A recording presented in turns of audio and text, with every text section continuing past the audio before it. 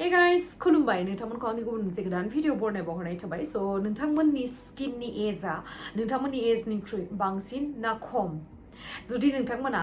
गावनि स्किननि एजखौहाय नोंथांनि एजनिफ्राय उन्दैसिन बा नोंथाङा जेसेबांखिनि बैसोनि बेसेबांखिनि नोंथांनि स्किनखौबो जुदि नोंथाङा नुजानो लुगैदोंबा आं दिनैहाय नोंथांमोननो ओरैबायदि मोनसे मोजां जिनिसनि बागै खोन्थागोन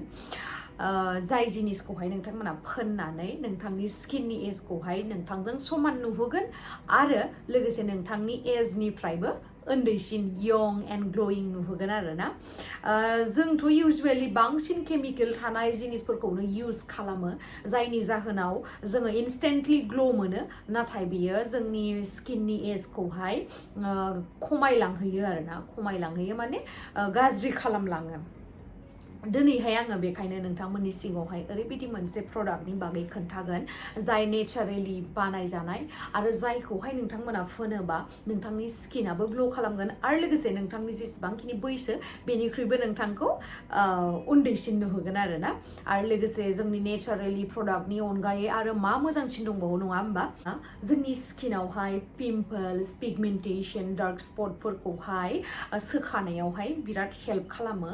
बेनो जाहैबाय मुल्टानि मिट्टी स' बे मुल्टानि मिट्टीया गोबां हाजार बोसोरनिफ्रायनो जोंनि स्किनखौहाय जेसेबांखिनि प्रब्लेम्सफोर दङ बेनिफ्राय रैखा होगासिनो आरोना जेरैहाय स्पटलेस हाइड्रेटेड आरो youthful नुहोगासिनो बे मुल्टानि मिट्टीजोंनो जोंनि स्किनाव जानाय गासैबो प्रब्लेम्सफोरखौहाय नोंथाङा गोजान खालामनो हागोन आरो लोगोसे नेचारेलि ग्ल' लाबोनो हागोन बेनि थाखायनो आं दिनैहाय नोंथांमोननि सिगाङावहाय ओरैबायदि मोननै DIY स्किन केयार प्रडाक्ट्सफोरखौहाय आङो नोंथांमोननो शेयार खालामगोन नाथाय बाजाराव मोननाय माखासे मुल्टानि मिट्टीया मोजां नङा आरोना बियो माखासे मिक्स खालामनाय थायो स' बेफोर मोजां नङा नैबे आं जायखौहाय इउज खालामो नोंथांमोनखौ आं बेखौनो इउज खालामनो थाखाय थिनदों बिराद मोजां बेयो नैबेनो जाहैबाय नेचार सियरनि मुल्टानि मिट्टी पाउडार आरोना ओमफ्राय बेयावहाय नोंथांमोना मोनफागोन रस वाटारबो आरो लोगोसे बेयावहाय नोंथांमोना मा जिनिसखौ बेयावहाय फोननो थाखाय नांगौ जायो गासैबोखौनो बे पेकेटनि सिङावहाय नोंथांमोना मोननो हागोन ओमफ्राय बेयावहाय बियो ओरैबायदि नेचारेलि मोजां जायखौहाय इउज खालामोबा जोंनि स्किना जेबो गाज्रि जाया आरो लोगोसे बिराद नोंथांमोना बेनिफ्राय बेनिफिट्सबो मोननो हागोन आरो लोगोसे बियो मोनसे पियर एन्ड सार्टिफाइड मुल्टानि मिट्टी जायखौहाय नोंथांमोना ट्रास्ट खालामनो हायो आरोना बे ब्रेन्डखौहाय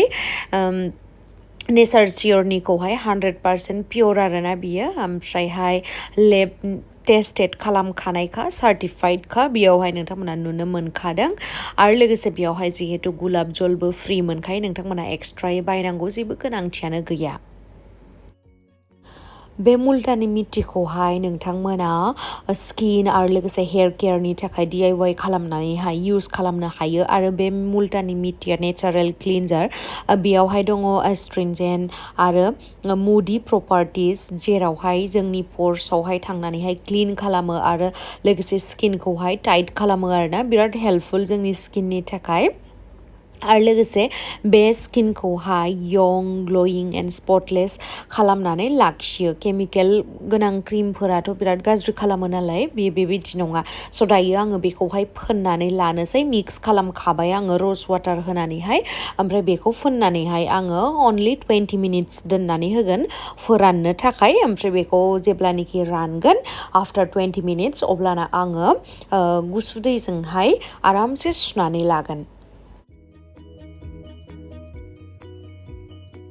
स' गाइस नै नोंथांमोना नुखादों आंनि स्किना ओरैबायदि क्लियार ओमफ्रायहाय नोंथांमोना बे मुल्टानि मिट्टीजों लोगोसे मा प्रडाक्ट आङो नेचार सियरनि दिन्थिखो बेफोरखौ इउज खालामबानो एकदमबारे youthful आरो लोगोसे हाइड्रेटेड ओरैबायदि स्किना क्लियार जागोन नोंथांमोना गोबां मोजां बेनिफिट मोननो हागोन आरोना स' नोंथांमोना माखौथो नेनानै दङ बे भिडिअनि डिसक्रिपसनावहाय अलरेडि आङो नैबे प्रडाक्ट्सफोरनि लिंकखौहाय होनानै होनाय दंखायो थाबनो थांदो आरो लोगोसे अर्डार खालामदो आरो फोननानैहाय माबोरैहाय आंखौ कमेन्ट सेक्सनाव खिथाहरनो दाबाव